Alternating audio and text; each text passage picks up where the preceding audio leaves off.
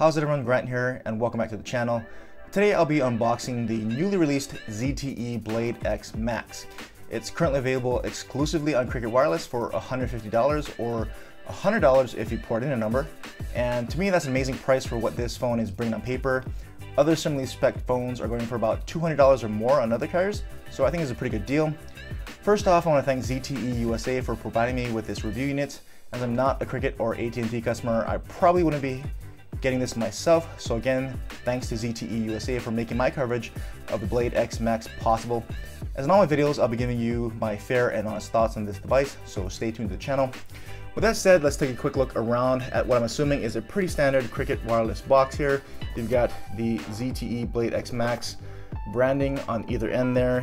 You've got some basic information on the side and some quick specs on the back. As you can see, this is a pretty big phone with a 6-inch 1080p LCD display with Dragon Trail glass, which should be similar to Gorilla Glass for scratch protection.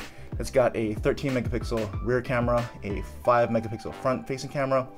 It also has a fingerprint reader, which is nice considering its low cost, and I think it's great to see fingerprint readers are becoming standard on most phones nowadays. And it comes with Dolby Audio, so we'll have to hear how that sounds. It's also got the Snapdragon 435 processor and Adreno 505 GPU, 4 gigs of RAM, 32 gigs of storage with micro SD card expansion up to 128 gigs, and an above average 3400 milliamp hour battery with support for Quick Charge 2.0. But let's just get into the box here. We'll open it up and see what we got.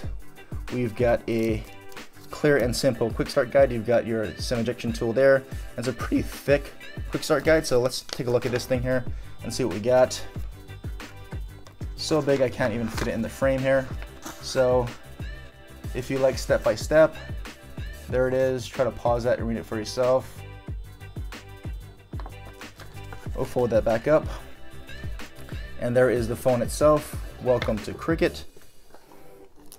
And we'll put that to the side.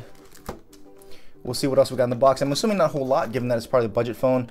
We've got a Cricket SIM, which I'm going to need because I do not have Cricket service. So I'm really excited to try Cricket wireless service here.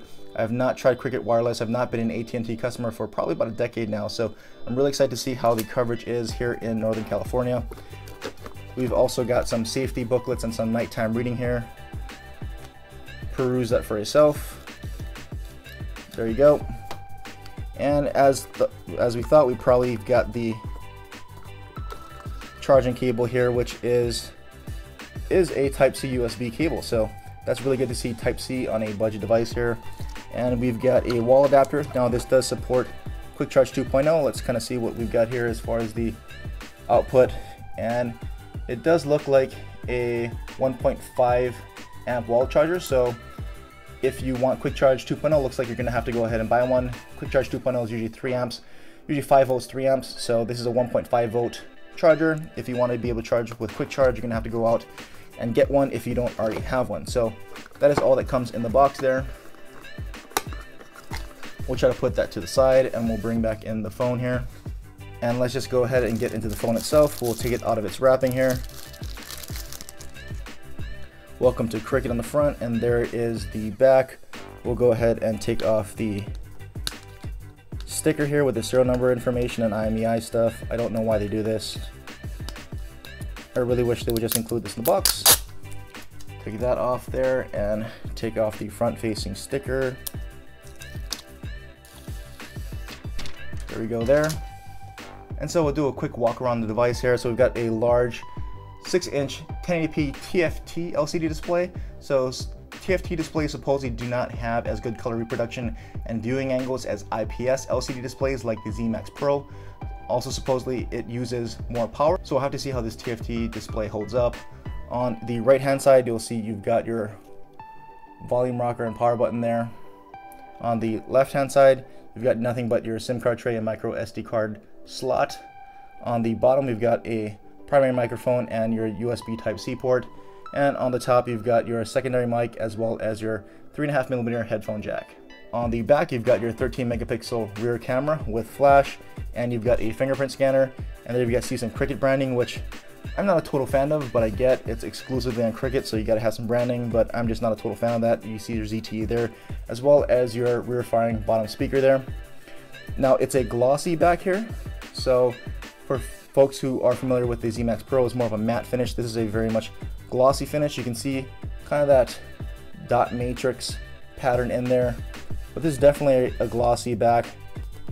It sounds plastic. I'm not sure if it's glass or plastic, but it sure sounds like plastic. And underneath that has that dot matrix pattern there.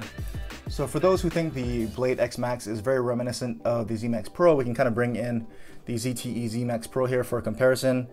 And it pretty much is the same device, except that the ZTE Blade X Max has the Snapdragon 435, while the Z Max Pro has the Snapdragon 617. Here you can see the front, and they're pretty much both the same, down to those same capacitive buttons there. We'll hold them up, and the right hand side is pretty much identical with the volume rockers and power button, except that the buttons on the Z Max Pro are outlined with that kind of rose gold kind of highlights there. On the right hand side, the SIM card and micro SD card tray is in the exact same position. There you go from the back, where you see the difference here in the texture, where the Z Max Pro has more of this matte back kind of grippy texture, while the Blade X Max has more of this glossy plastic dot matrix kind of back. Up top, the antenna and the 3.5mm headphone jack is in the exact same position there. And on the bottom, the primary microphone and the Type-C port exactly the same. So the Blade X Max being pretty much physically identical to the Z Max Pro, you're probably wondering if Z Max Pro cases are compatible with the Blade X Max. So we bring in a case. I've got one case here for the Z Max Pro, which is the Affinity case from Poetic. We'll go ahead and try to put the Blade X Max in it. And there you go. It fits in perfectly snug in there.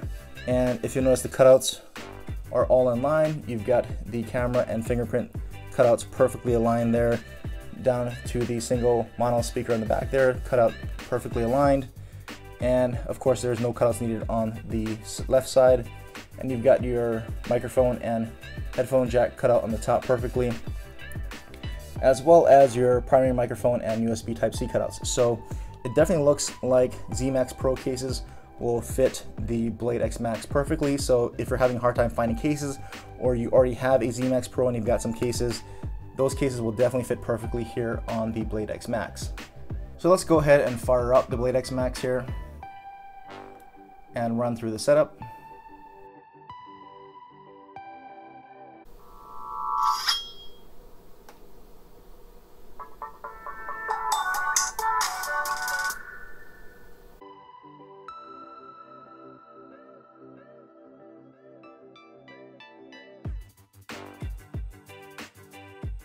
So we'll go ahead and set the fingerprint. I'll let you see how long this takes to set up live here. So we'll find on the back, and 3, 4, 5, 6, 7, 8, 9, 10, 11, 12. So pretty fast to set up there.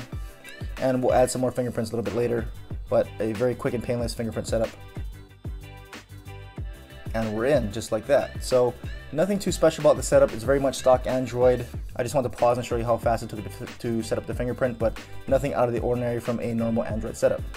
So let's just take a quick tour around the interface here. So let's just take a look at the pre-installed apps we've got on here. We've got Amazon, Argus, AskMD, Deezer. You've got your Dolby Audio that we mentioned earlier. You got a bunch of Google apps here, including Duo, WPS Office down there as well, and Visual Voicemail. So a little bit of bloatware, not too much, but maybe a little more than you might want, but not too bad all in all there. We'll take a look at the notification shade here. Pretty much stock Android looking, which I prefer, and very nice there. It's running Android 7.1.1 out of the box with the March 1st security patch. So that's very nice out of the box there for a nice budget device here. We'll also take a look at the storage. You can see there 10.42 gigs out of the 32 gigs of onboard storage taken up out of the box there. Like we said earlier, it does support micro SD card expansion up to 128 gigs, and I'm pretty sure this will support adaptable storage like ZTE devices normally do. And now we'll check out the memory. You can see there it's using up 1.2 gigs out of the 1.8, or basically 2 gigs available out of the box. So we'll see if this 2 gigs is going to be enough. It pretty much was on the Z Max Pro, but you would see some forced closing of apps a little bit sooner than later, but you wouldn't see too many performance hiccups. But it is concerning to see 1.2 and 1.8 already used up out of the box. So now let's take a quick look at display quality. Like I said before, it is a TFT display and not an IPS LCD display, and so supposedly TFT displays do not have as good color reproduction or as good viewing angles, but so far from what I can see here, let's take a look at the Google icons because they are very colorful, and it doesn't look any different from the Z Max Pro to my eye, and colors look pretty accurate and fairly vibrant enough. It's not going to pop because it is an LCD display. Colors are going to look a little bit more natural, but they don't look any more washed out than the Z Max Pro display to me. And if you take a look at the viewing angles really quickly here, I'm not seeing any kind of washing out of the colors at certain angles. So viewing angles seem to be okay here. So we'll just see how the battery power is with this TFT display against the same size battery, 3400 milliamps, as the Z Max Pro. And just as a quick comparison, we can even bring in the Z Max Pro here. So we can put them down and put them to about the same brightness here. And as you can see, at least to my eye, I don't see a whole lot of difference between the Z Max Pro and the Blade X Max here. We can even pop open the Google icons there, try to bring them a little bit closer to you. And I'm really not seeing a whole lot of difference in color contrast here. And if we take a look at the viewing angles, I'm really not seeing a whole lot of shift or any kind of washed out look at any of these angles here. So to me, these panels look pretty much the same. It's supposedly an IPS display on Z Max Pro and a TFT display on the Blade X Max. But to my eye right now, I don't really see much of a difference. So we'll see how that looks over extended use. And really quickly, we can launch the camera to check out the camera app. Now this pretty much looks like any other standard ZTE camera app here. And it's trying to just walk you through the different features here. We'll click through all that stuff. Got it. And so you can see photo there, swipe based, gesture based type interface. You can swipe over to video, photo. You've got manual controls here as well. And it's trying to walk you through some of that stuff as well. Got it. So you've got your auto white balance, ISO, and all your manual controls on deck there. You've got your different camera modes here. You got panorama, multi-exposure, time-lapse. If you want to do that, we'll take a look at some of the settings here. Resolution there, like we said, 13 megapixel max resolution setting on the rear facing camera. You've got all your basic standard types of settings there. We'll go into video mode. Take a look at the settings there. Should be up to 1080p recording, and it is. 1080p max recording there. And so we can even take a picture here, a quick snap, so you can kind of see what the shutter lag, if there is any. And maybe just a quick sample of the quality here of our bug droid. We'll put it back to photo. And just a quick snap. That was pretty quick there. So a pretty quick shutter speed. And you can see there pretty decent detail in the photo, but of course we'll run through a full camera samples video for you so you can see a complete set of samples of photos and videos in all kind of lighting conditions like I normally do. But that wasn't too bad. Very quick snap of the photo, not really much shutter lag there, and a pretty decent looking photo and some pretty decent lighting. And lastly, like I mentioned before, it does have Dolby Audio, so that's really cool, but it does only have this rear firing single speaker here. So let's go check out what that might sound like. We'll just go fire up the Dolby Audio app here, just so you can see what kind of controls and settings you have for Dolby Audio. So as you can see, you've got a lot of presets here, and you can click into any of those presets and change them. You've got a volume lever, dialogue enhancer, and you can modify your IQ. You can even go ahead and set your own custom settings here. By clicking on that, you can go ahead and set any of those settings, including your own individual IQ settings, by just dragging around here. So that's cool. We'll go back here and set it back to music. We can go ahead and play the demo here for you to listen to.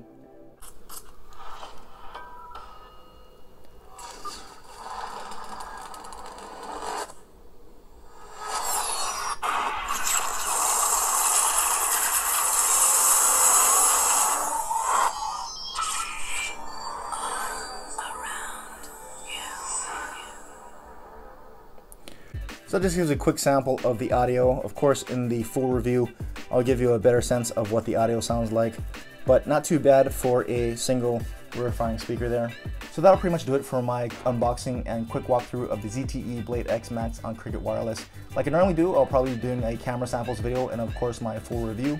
But if you have any other questions or comments or anything else you want to know about this device, drop them in the comment section. And as always, Thanks for watching.